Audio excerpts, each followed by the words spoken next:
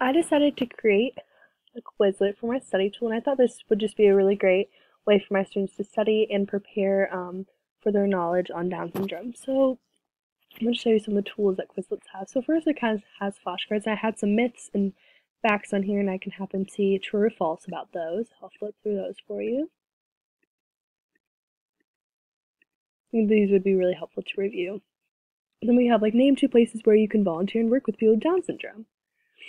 Then physical symptoms, and then intellectual symptoms. And another really cool one they could do would be matching.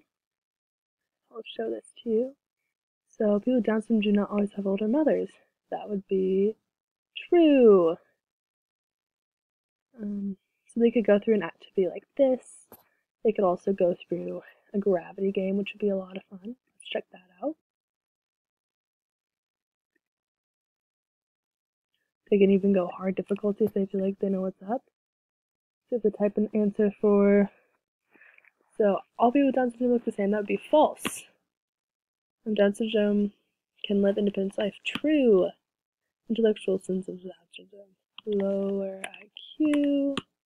Oh, that one's going to be tricky for him, but this would be a really fun game for them to do. They can also do a little test if they want to prepare. It's a really cool option. I think overall this is a really great tool for my students to use, and they can see if they've missed them, if they haven't studied them yet, or if they got them correct.